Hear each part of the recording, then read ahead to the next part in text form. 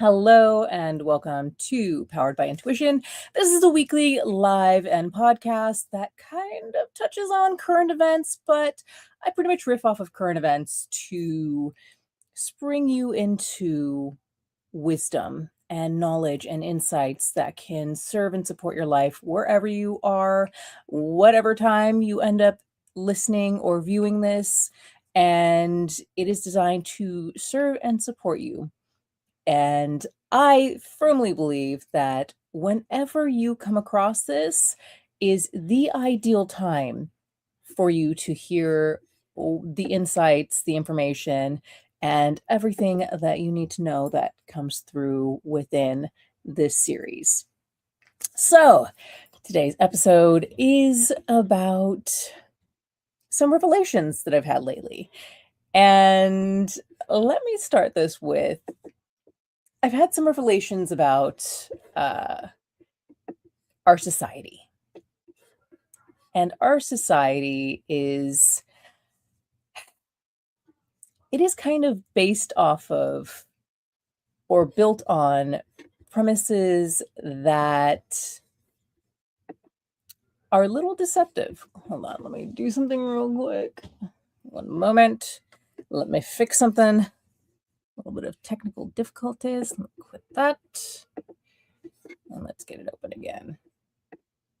Sorry, I'm just jumping on because I've been working all day, nonstop since earlier this morning, do everything on the fly. All right, I am here now. Hello and welcome. It is Carita the Bello. Nice to meet you, and thank you for joining.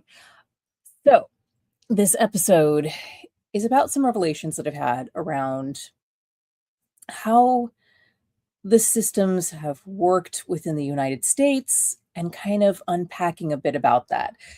There's a lot of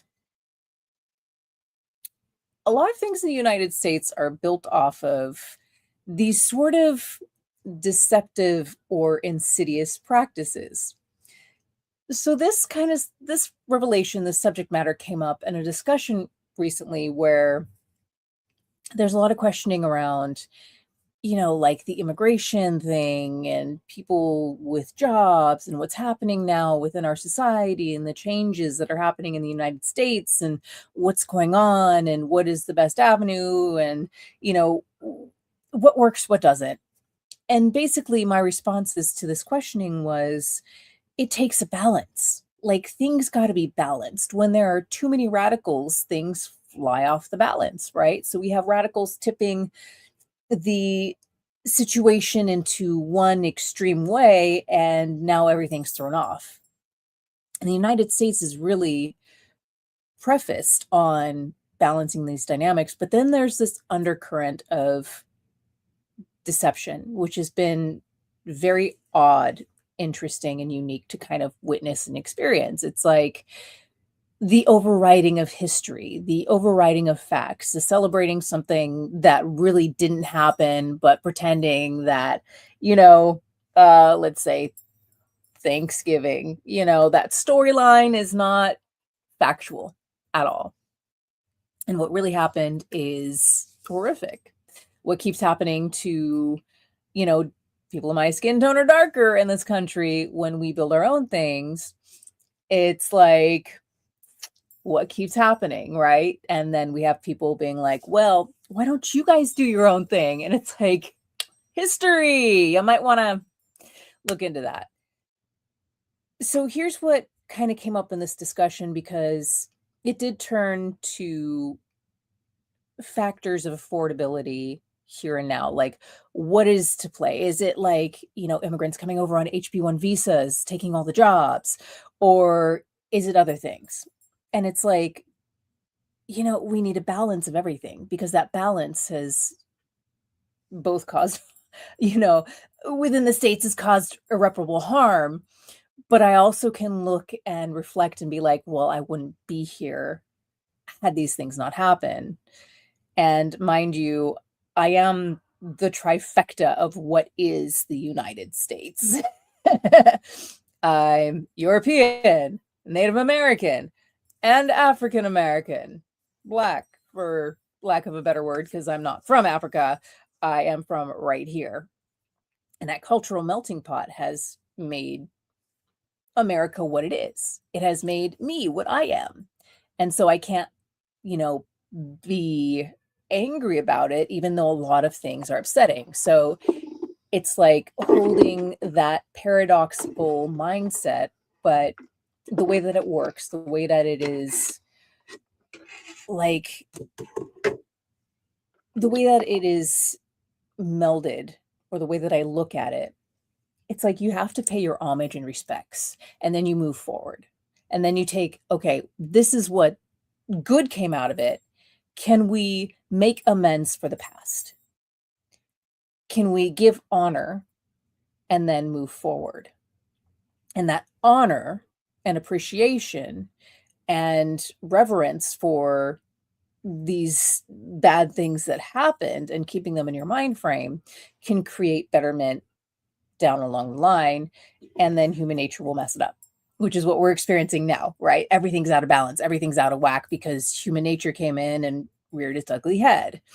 And this is something that's described, whether you believe the Bible is factual or not, that the whole Tower of Babel is an allegory for this. That story is human nature. It's like we can build these great things together and then we'll just destroy it. We'll take our own paths. We'll get frustrated. I mean, everything could be great. And then we'd find a way to complain and to be upset and without contentment about it. Like that is a quintessential part of human nature, why utopia is never going to happen unless we're all lobotomized. And I love saying this, like we had world peace at COVID. Fun, right? We had like maybe a day or two of world peace, and then human nature came in and decided to do some fighting. So the main undercurrent that I wanted to really expose is the fact that the United States doesn't really have a caste system, but there is a caste mentality overlaying our system. It's that mentality that looks at people's circumstances and then tries to define someone by their circumstances. And this has caused people a lot of problems with their identities, where they associate their failure with themselves being a failure. A failure is, all right, that didn't work. That doesn't define you. That doesn't define your identity, nor should it. It should define a quadrant or an aspect of learning. So failure doesn't define you. Your circumstances don't define you. They define where you take it, what you make it mean. Yet this caste system mentality looks at a person in poverty and is like, well, they are at the bottom rung of society, period. Even though life doesn't reflect that, because you could have someone, and this is a recent story, where there's a Major League football player who unfortunately, passed away, was on the streets, suffering from traumatic brain injuries, didn't get the support that he needed, and passed away as a homeless person. There are stories where people have been homeless and, like Terry Crews, got himself out of it and now he's a major actor. There's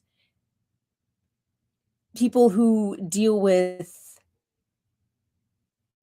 disabilities. And there are people that are, homeless, disabled, and can't work. And because they can't work, they're homeless. And because, they're homeless, that's that fine-fangled situation of many things that we don't pay attention to, especially when people are like telling a homeless person just get a job, and it's like, how are you supposed to get a job when you don't have a printer to print out your resume, when you don't have a computer to send over your resume, you don't have any sort of resource to save your resume and then send it over. And imagine having to remember multiple passwords for all these apps, especially if you go to the library. Oh, by the way, the library is not safe, your stuff gets hacked. And it's just like, how are they going to be clean to do a job interview?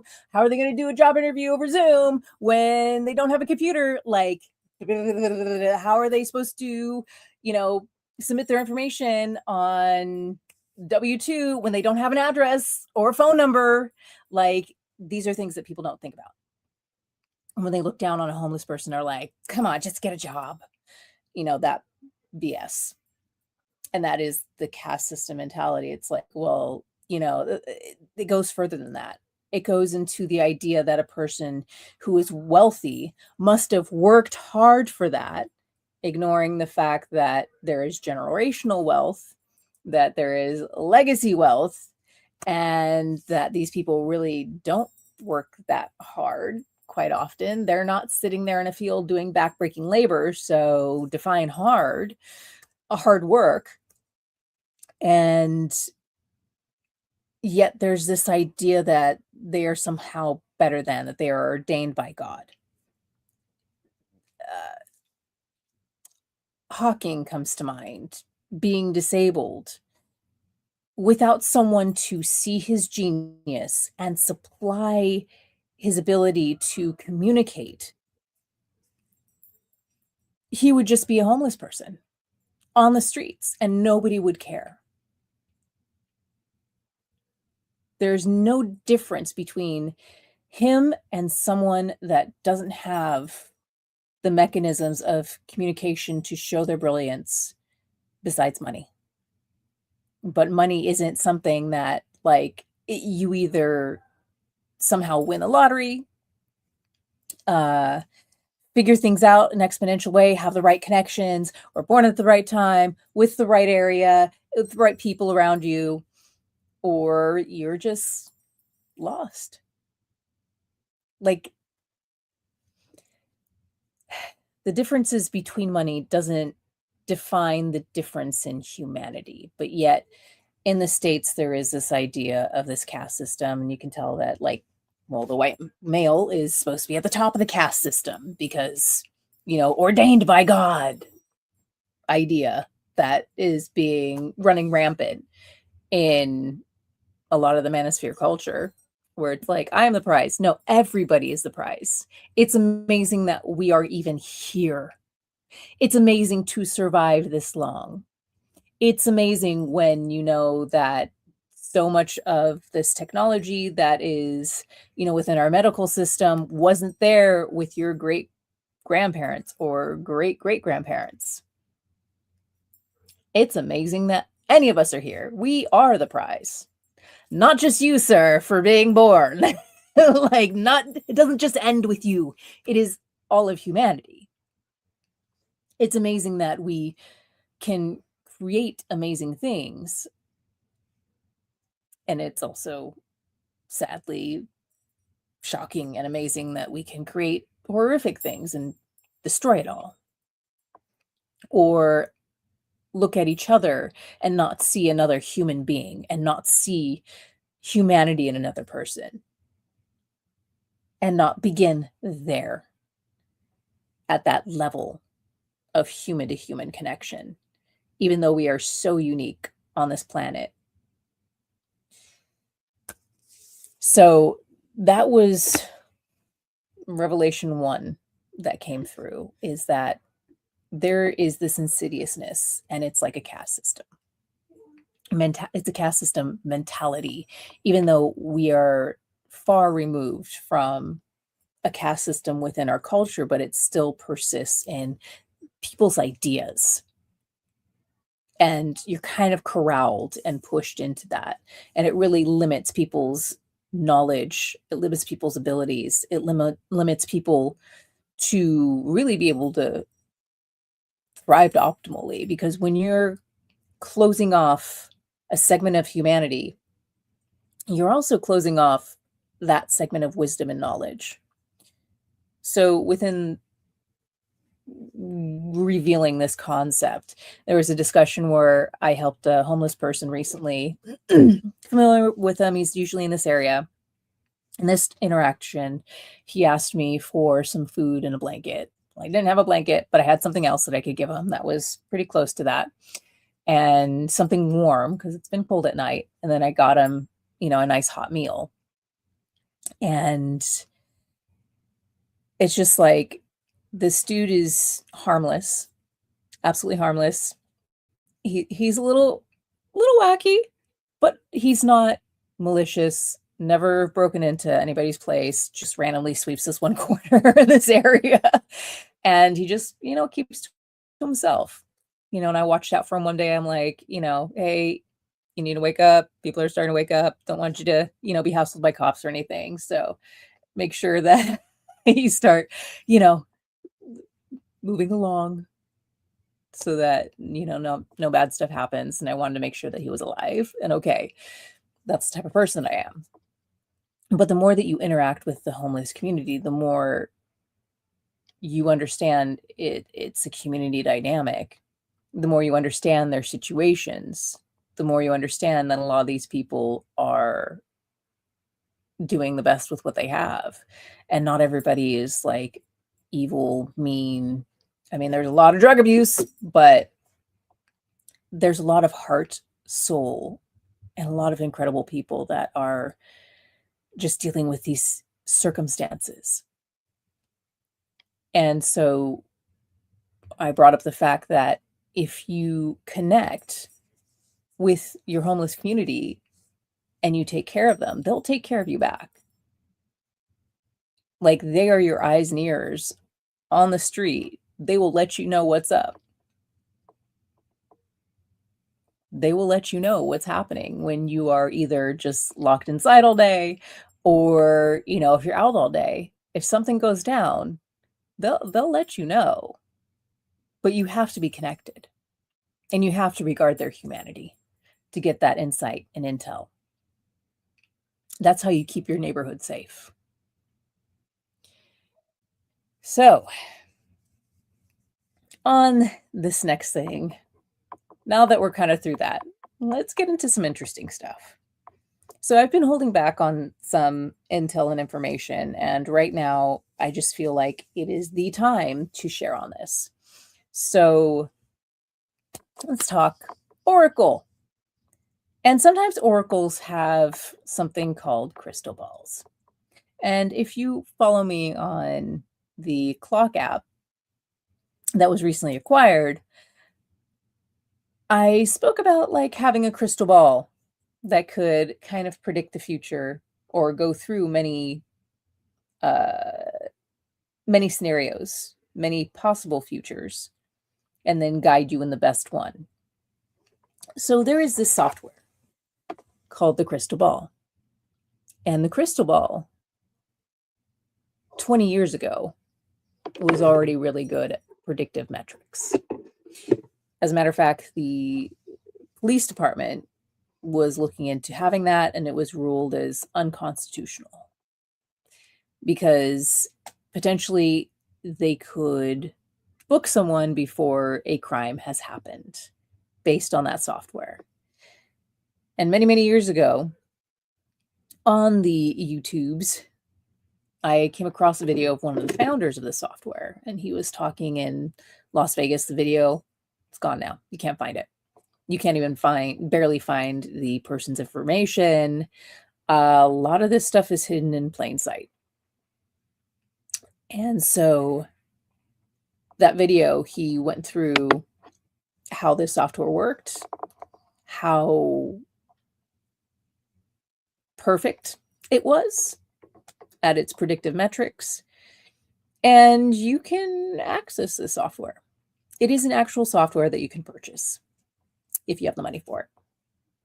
So imagine that with surveillance, you have these predictive metrics, and you can kind of do things that head that off or reset mentalities or dissuade people from certain intel or information because of these predictive metrics. It makes for kind of a complete surveillance program. So there's that I wanted to share. And then there's another interesting thing that I wanted to come clear on, which is a lot of people have been essentially knighted by an area, Saudi Arabia, and I suggest looking into that sort of knighting thing. It's one of the many princes that offers knighting people, and you'll see many interesting characters that have been knighted. And there's a very interesting thing within our government that it keeps coming up. That interesting place keeps coming up. And I don't have all the information on it, but I'm sure that information is going to come out soon. Once again, I feel led to kind of touch on these subjects. And as I get more, I might make a longer video, but I don't know. I don't really have a lot of time to kind of like unpack and dissect these things. But I can tell you that a connection of mine built a website framework, and I do web design, so I'm connected with a lot of web designers and everything as well. And this was for certain government people's eyes only, like they had just freshly built this website. Algorithms, Google, Yandex, search engines don't usually pick up websites that easily. And so, like, it takes about a month. Like, they didn't plug any SEO. It was not designed to really be found. And so usually it takes about a month to populate on the World Wide Web. But this website was sent to certain specific figures within the government. And it was interesting. The first people to look at the website were not these key figures in the government. And those key figures within the government were not overseas at that point. But that country that I mentioned, they looked at it. Something to be aware of and to pay attention to. And let's move on from that. So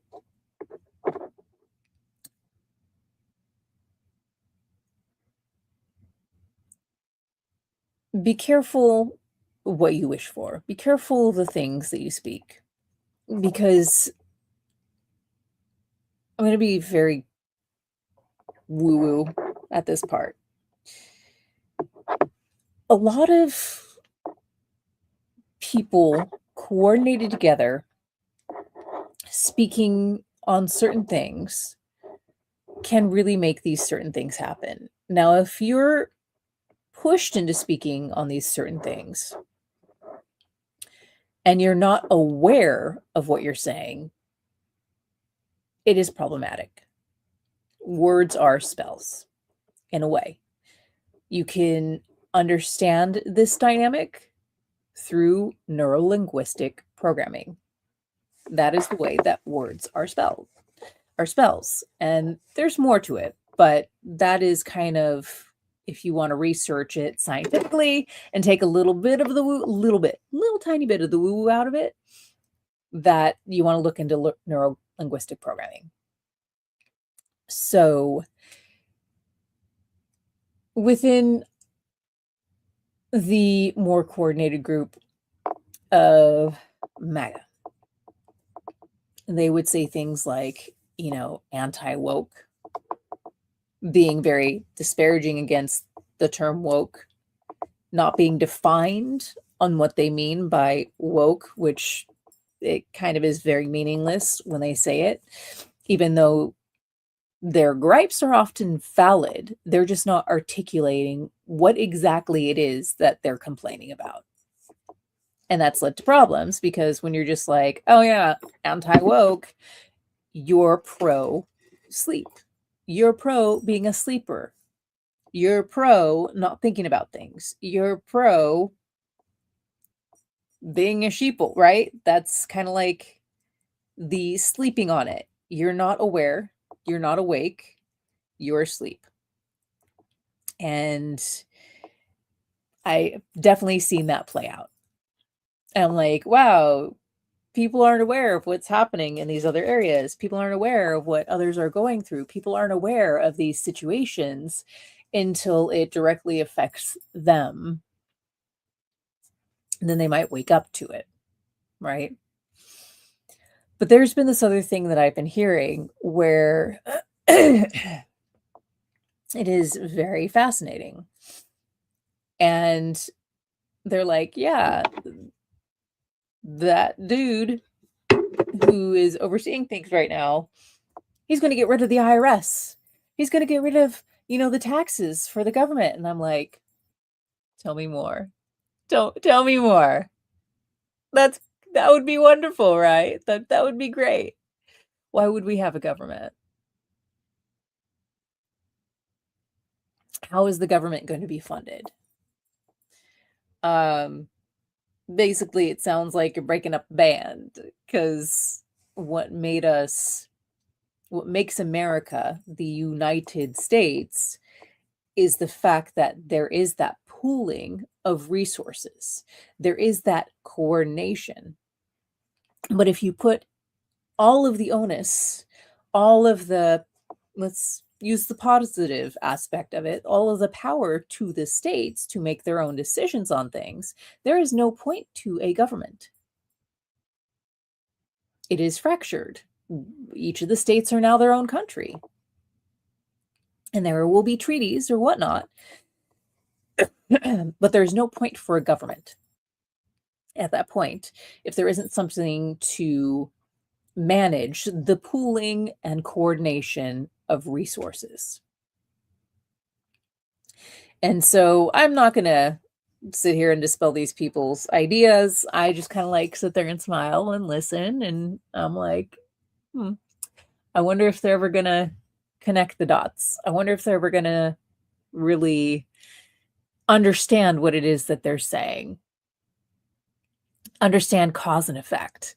And they don't, which is fine. I mean, there's always opportunities with whatever happens.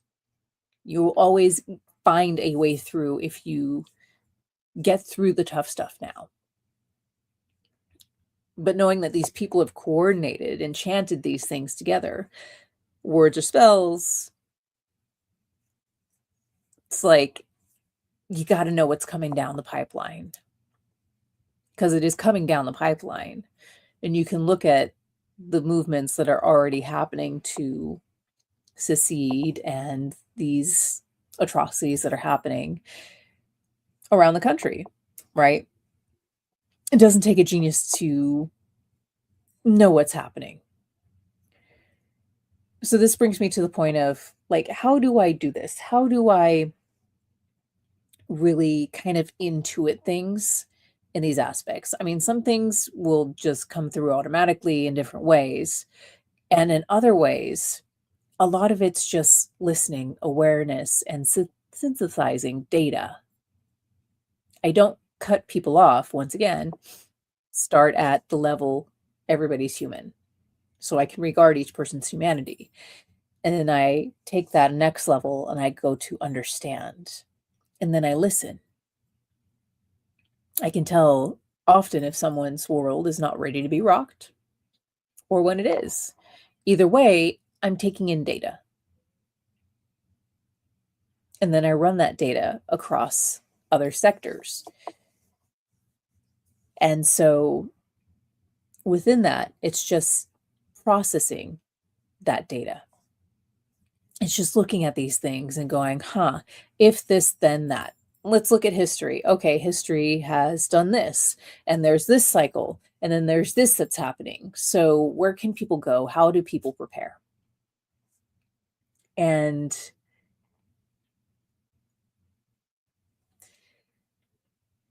there's a lot that gets to be done. There's a lot that gets to be not necessarily fixed, because it's not going to be fixed.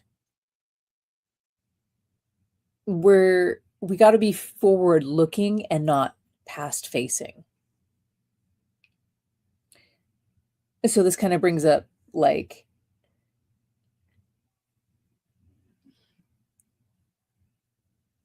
our understanding of history from the eyes of a child, where things were easy, things were done for us. We weren't really aware of the things going on in the world, but yet there is kind of this pull, reflectiveness, and nostalgia towards the past. And it's like, we have to embrace the fact that we're not going back there, that we're going forward, and we get to embrace the future. We get to embrace changes, even though so much of us, so many of us are resistant to change. But that resistance drags the worst stuff with us instead of reaching for what we can do. So, things that I can say right now to support people is you got to look towards these new opportunities that are presented themselves. You need to look towards connecting with each other. Doesn't matter what someone's background is, where they're at right now.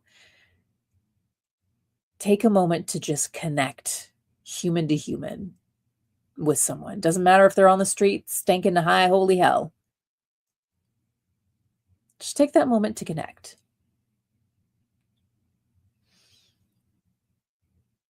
Take the moments to ground yourself here and now. And I want you to begin casting what the future can look like for you. Even though it's unstable, wibbly wobbly, weird as all heck, I want you to look at the changes that are happening.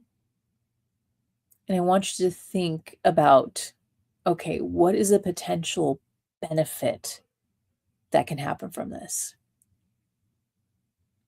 Because out of the worst things can come the greatest things.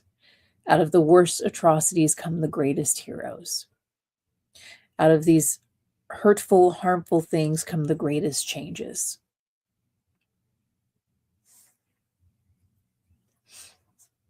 What changes are you looking to make in society that benefit humanity instead of send it on a path to destruction?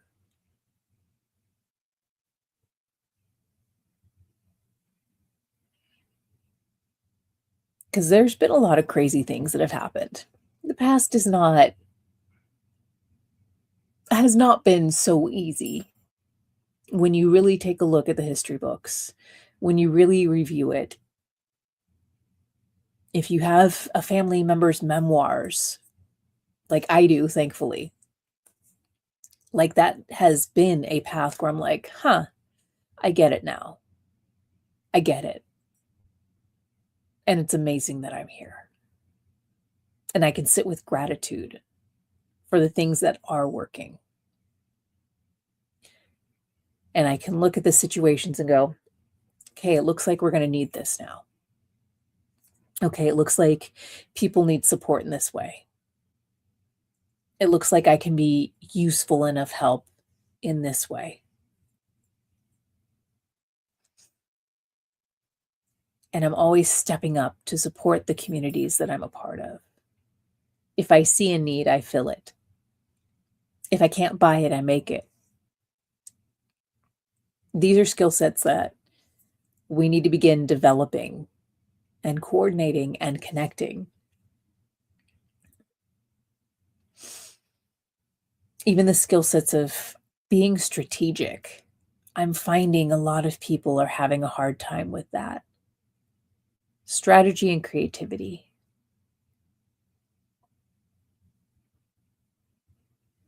And there's so much open within that scenario and situation of being strategic and creatively strategic.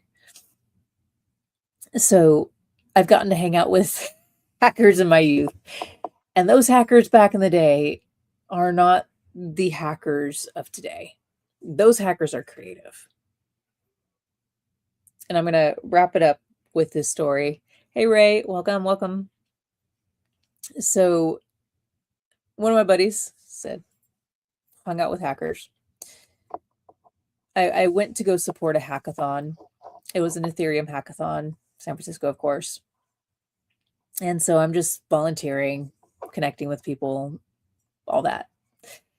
And I am there. One of my high school friends is there too, which is pretty awesome. Getting to connect and, be part of this event. And then all of a sudden, I'm just kind of wandering around in the evening, and I walk into one of the rooms, and there's someone who has taken all of the screens from this room, migrated them to one corner, has their computer set up, moved a beanbag over. The room is dark except for the screens with their logo, and they're running the code on it. And wouldn't you know, it's one of my buddies. Everybody else was just sitting there together like college kids around a table. And one of my OG hacker buddies sitting there just taking over a room and is like, surprised nobody else has done this. It's running code. They got bored and ended up leaving. That was just such a stark juxtapose of what used to be and what people are kind of lacking now.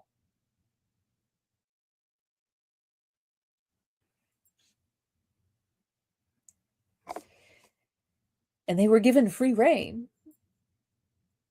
to create, to have this space, to take over and utilize everything, but they chose not to. Hello, Ivan. They chose to kind of be very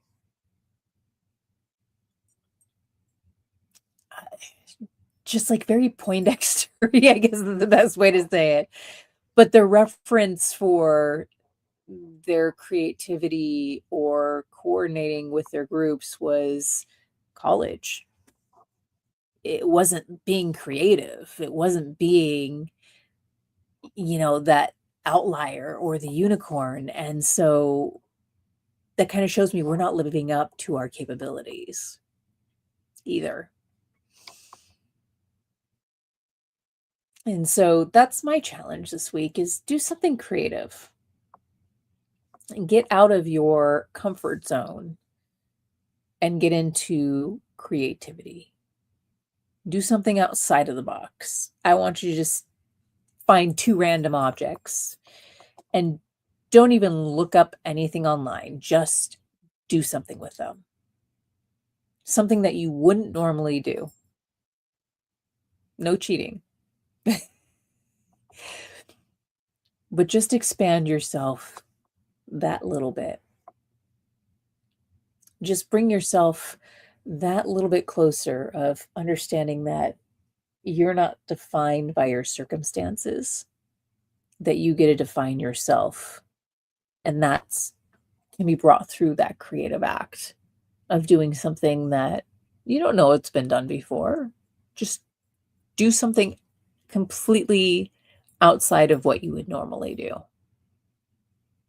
And no cheating, no looking up any ideas. You get to just do something. Small, big, doesn't matter.